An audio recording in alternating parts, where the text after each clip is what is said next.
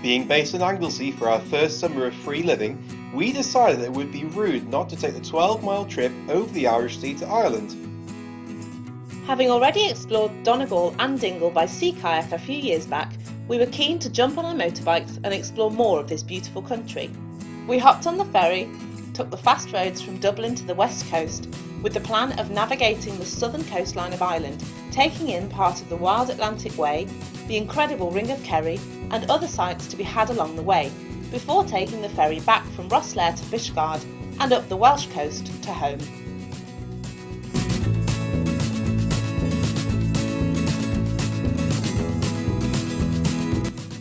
Now, it had been the plan to ride all the way to Dingle that night, but as darkness fell, we were still many miles away and had absolutely no idea where we would be camping that night. Now call me a wimp, but I didn't fancy our first night in Ireland to be camped on the verge of a major trunk road.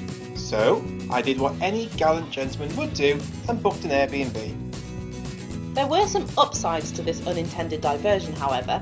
The little town we stopped in had an amazing pizza shop, as well as the friendliest pub we'd ever been to.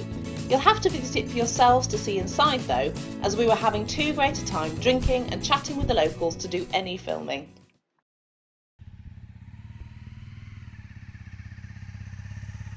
The next day, we set off from our Airbnb, surprisingly clear-headed, to tackle the main event, the Ring of Kerry.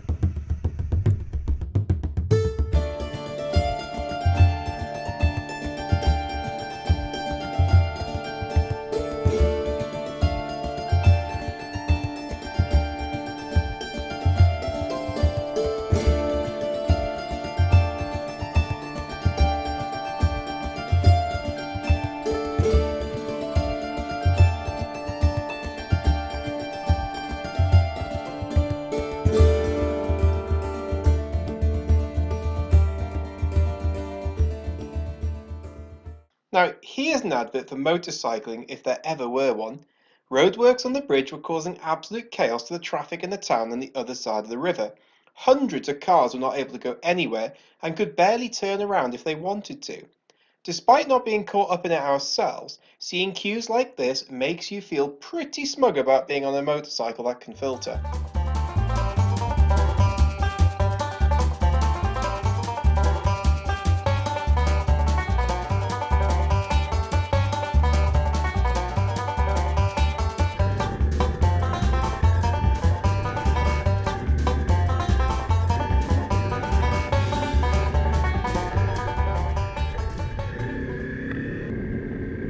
Before long, we emerged out onto the coastal circuit and were catching our first glimpses of Dingle Bay from the Ring of Kerry. Although the whole route can be driven in around 3.5 hours, we took a more leisurely approach, stopping to frequently admire the beautiful scenery along the entirety of this impressive coastline.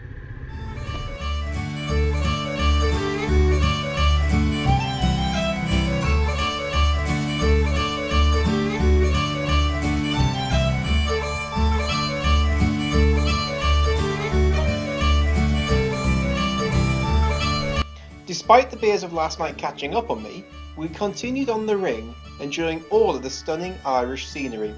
Where the official route heads inland, we decided to take a diversion, which involved us taking a small car ferry across to Valentia Island. Yes, that is the ferry moving off before we'd even switched off our engines. Amazing timing.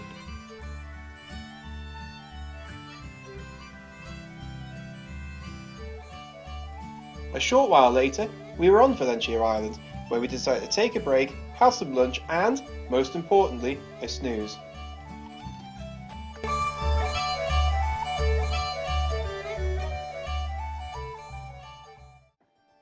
Sticking to the lonely back roads took us over steep hill climbs on twisty-turny single-track sections, ideal running for our little CRFs to ride on. Before long, we were back on the main route, enjoying the spectacular sights this route is so well known for, including this amazing vista where you can look out across the sea for miles in different directions. However, as our shadows stretched out in front of us, we knew that we would have to find a place to camp and checked into Beera camping, which I think is well worth a visit if you're ever in the area, especially because it has these really cool wooden huts for campers to use for cooking and hanging out in. It now being the end of September, the nights were getting cooler, and by the following morning we were having major problems with our soggy, tiny tent. Fortunately for us, despite the cold nights, the days remained sunny and bright, with mild daytime temperatures that were incredibly pleasant to ride in.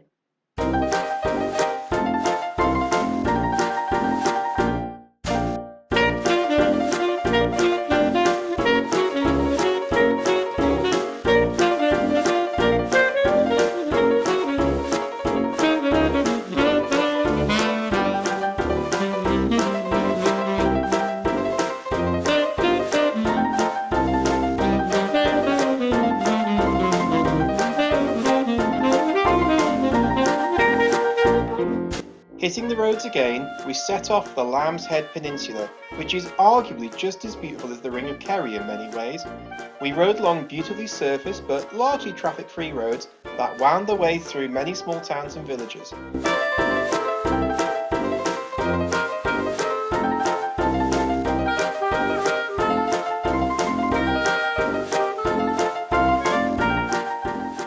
At one filling station, we got chatting to this really nice American guy who was asking about our bikes and our plans. When he heard that we're planning to do the Trans-America Trail next year, he insisted that we call in. Americans really are a generous people. We went in our separate ways and carried on along the gorgeous coastline, heading towards Dursey Island, which has, according to Stacey, the world's most dangerous cable car.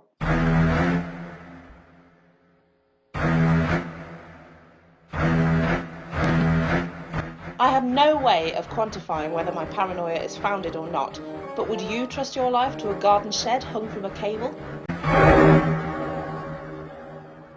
In any event, it was a fine spot to stop for lunch, and although we didn't get any on camera, there were dolphins swimming in the tidal current that existed between Dursey Island and the mainland, offering us and the crowds nearby plenty of entertainment.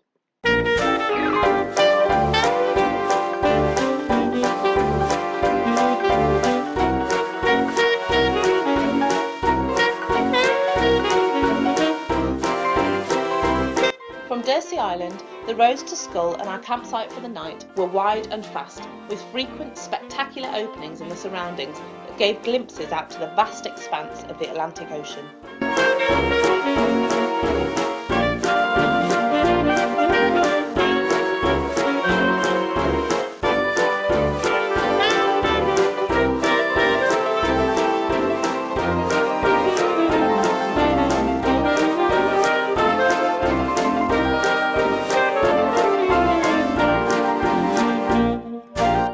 The next day, we awoke to another soaked tent.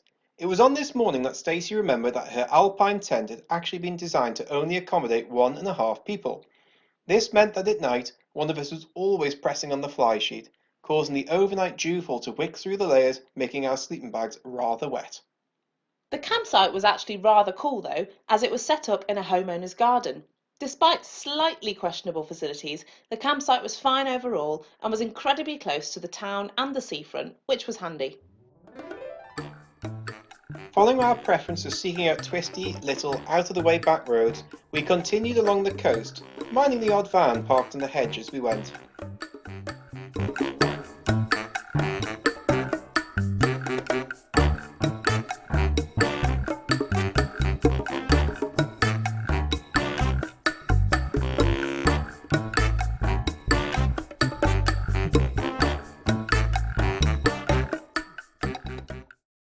Though we hadn't planned to, from looking at the map we decided to call in at the town of Baltimore, which lies very near to Ireland's most southern tip.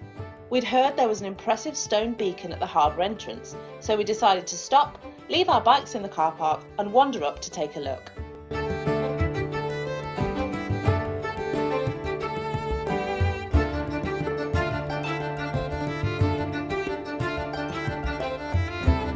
The diversion to Baltimore was certainly worthwhile.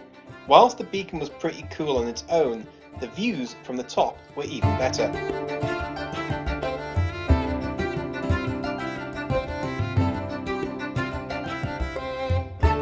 though don't stand too close to the edge.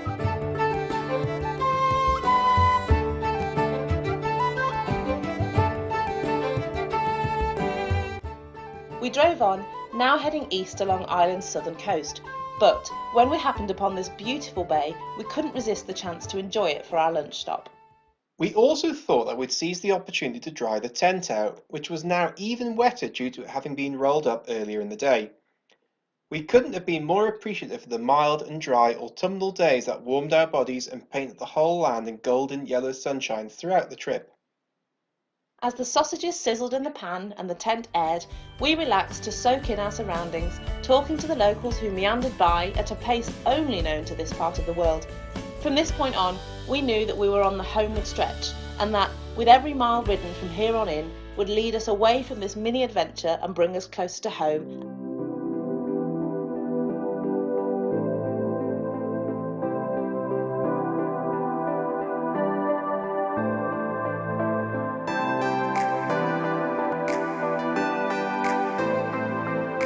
The final 2 days of our trip went by in a bit of a blur as we headed towards Cork and onto Rosslare. It's not that these areas were unattractive, just in comparison to where we had been, they weren't as impressive. The roads became wider, the traffic became more frequent and faster, and before we knew it, we were really feeling the sensation of being back in urban civilization.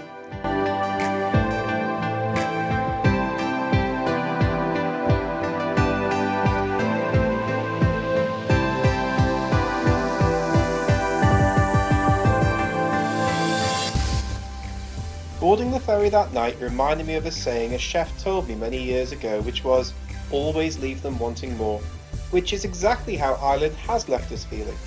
We cannot wait to get back out to Ireland to reconnect with its beautiful landscapes and incredibly warm, hospitable people. Thank you, Ireland. It's been a pleasure.